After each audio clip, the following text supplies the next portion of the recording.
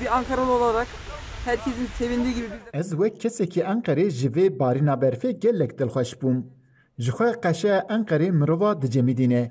Lê ev barîna berfê him ev qeşa şikand û him jî her derkire ciwan.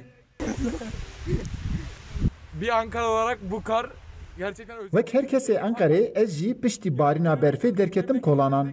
Her der ana dibim berfê da ye. Em li vir bicemidin jî lê di nav berfê da dîstin tiştekî gelek xweş e.